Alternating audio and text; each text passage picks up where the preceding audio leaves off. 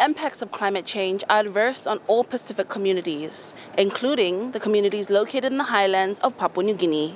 Traumatic experiences that women in mining-affected communities at the Pogara gold mine, it puts the country Papua New Guinea as one of the 10th largest gold-producing nations in the world. And this mining, it is mined by Canadian companies, multinational corporates. Now, I've been risking my life to do this job as being a woman in my society who is not seen as minority. I have to break through barriers to try to stand up for the woman, and being a voice for marginalized population is very hard. When we experience tsunami in the coastal areas in the Gulf province and in Bougainville or any other small island nations, it indirectly affects the islands region up in the mountains, because we used to be experiencing these earthquakes. And we as small people from the bottom level, as a grassroots leaders of civil society organization, we have been very active and vocal from the ground level to here, as in this platform now, in this COP.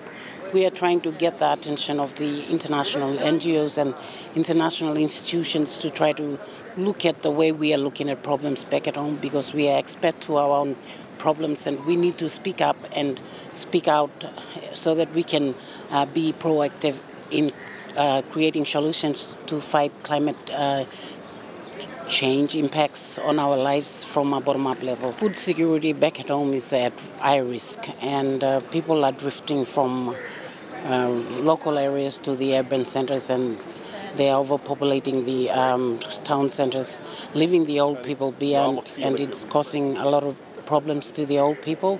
We have to walk. The waterways are dried up, and the land is open to receive sunlight, and it's dried, so that the old people back at home and the children who have been close to the old people, they are suffering and they are struggling, while the strong people are looking for job in the centers, and they want to live in the cities to try to struggle to earn living, but they couldn't. We are still struggling.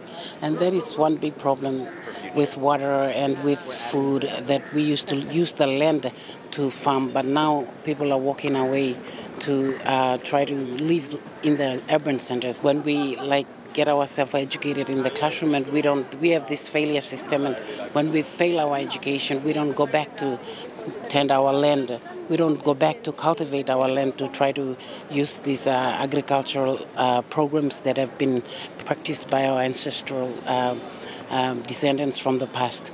We are still trying to move into this modern society where we think money is everything that solves our problem, but we are not really active, and we are not preserving our cultures and indigenous knowledge on how to cultivate our land.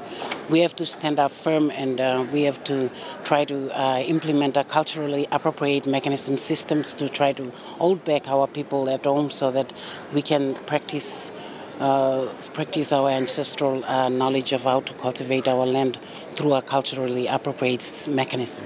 This is Mareva Cameron for Pacifica TV.